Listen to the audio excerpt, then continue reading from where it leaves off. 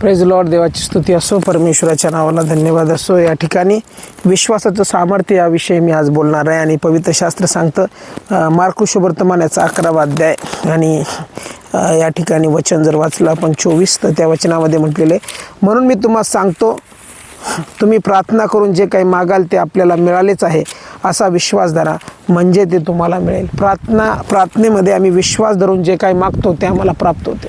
म्हणजे विश्वासाची घोषणा करणं गरजेचं आहे. ज्यावेळेस आम्ही घोषणा करतो त्यावेळेस ती घोषणा आमच्या जीवनामध्ये कार्य करते. जर आम्ही पवित्र शास्त्रामध्ये बघितलं तर की 18 वर्षापासून पीडित असलेली स्त्री, कुबडी स्त्री जी 18 वर्षापासून विकाराने ग्रस्त होती, ज्यावेळेस ती येशूकडे येते सभास्थानामध्ये, त्या समय येशू तिच्यासाठी शब्द बोलतो आणि जसे शब्द बोलतो तो बाई तो आपल्या विकारापासून मुक्त झालेली आहे. आणि तो घोषणा करता क्षणी ती बाई जी होती तिच्या विकारातून मुक्त झाली आणि पूर्ण आरोग्य तिला प्राप्त झालं. आज बरेचसे लोक विकारातून मुक्त होत नाही, वर्षानुवर्ष ते आजारी असतात आणि विश्वासणारे देखील बऱ्याचशा वेळेस आजारातून, पीडेतून, समस्येतून जातात.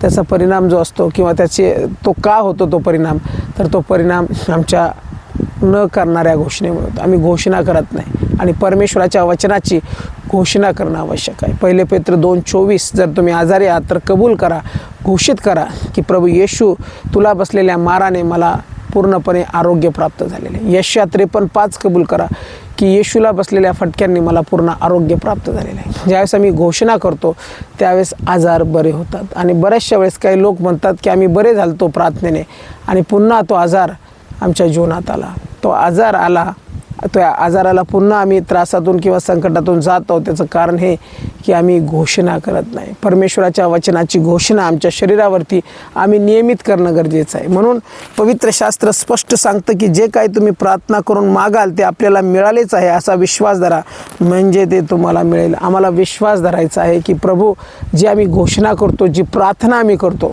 ते आम्हाला प्राप्त झालेलं आहे. आज जर तुम्ही आजारी असाल, त्रासात असाल तर परमेश्वराने तुम्हाला आरोग्य दिलेलं आहे, शांती दिलेली आहे, कृपा पुरवलेली आहे. म्हणून आजारी जर असाल, त्रासात असाल, व्यसनाच्या बंधनात असाल तर विश्वासाने प्रार्थना करा आणि ती विश्वासाची प्रार्थना तुमच्या जीवनात निश्चित कार्य करेल. म्हणून मी प्रार्थना करतो प्रभू येशू जे विश्वासाने प्रार्थना करत आहे आज त्यांच्या जीवनात कार्य कर.